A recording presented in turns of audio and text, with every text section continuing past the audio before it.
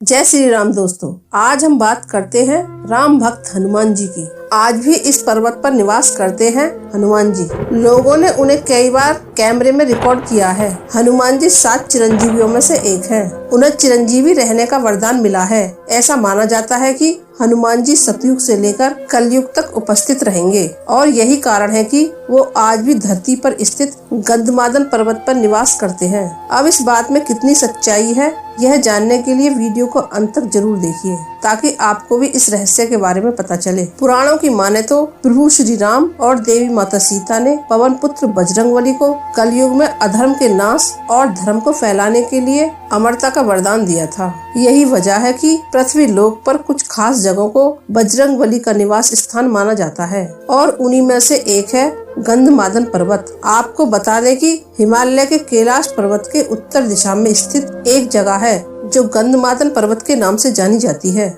लेकिन अब यह क्षेत्र तिब्बत में आता है।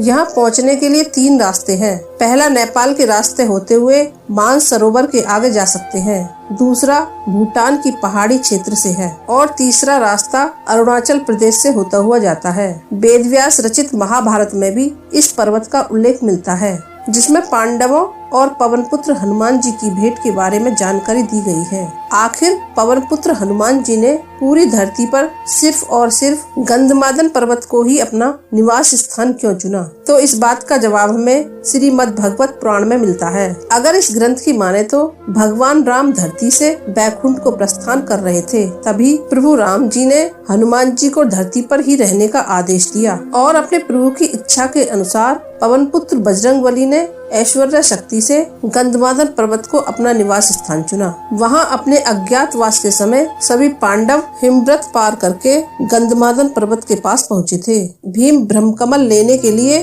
गंधमादन पर्वत पर आए थे, जहां उन्होंने हनुमान जी को लेटे हुए देखा। भीम ने बजरंगबली को हटने के लिए कहा, लेकिन अंजनी पुत्र वहां से नहीं हटे। उन्होंने उल्टा भीम से ही अपने चरण पीछे रखने को कहा। बलशाली होने के बावजूद भी भीम हनुमान जी को नहीं हटा सके और इस तरह भीम का अहंकार चूर चूर हो गया। कैलाश की उत्तर दिशा के अलावा दक्षिण के रामेश्वरम में भी एक गंधमादन पर्वत है। इस जगह से हनुमान जी ने समुद्र पार कर लंका पहुंचने के लिए छलांग लगाई थी। गंधमादन अपने आप में ही बहुत खास है। पहले एक कुबेर के राज्य क्षेत्र में था। स्वर्ण नगरी लंका को खो देने के बाद धन के देवता कुबेर ने गंधमादन पर्वत पर ही निवास किया था। यहाँ बजरंगबली से पहले भी कई महर्षि यहाँ रह चुके हैं।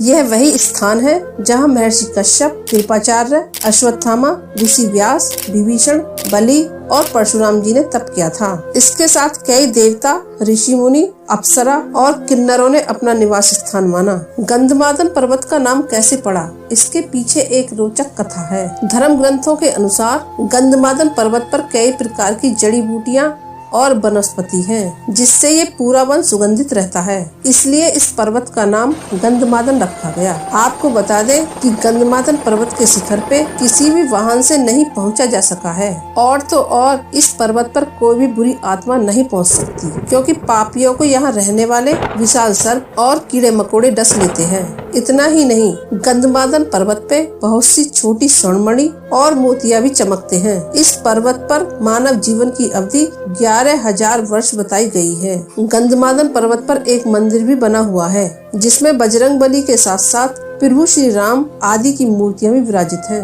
कहते हैं इस पर्वत पर भगवान राम अपनी वानर सेना के साथ बैठकर युद्ध की योजना बनाया करते थे और इसलिए इस पर्वत पर भगवान राम के पैरों के निशान आज भी मिलते हैं। आशा है कि आपको यह खास जानकारी अच्छी लगी होगी। ऐसी ही रोचक कहानी सुनने के लिए हमारी वीडियो को लाइक करें और चैनल को सब्सक्राइब करें।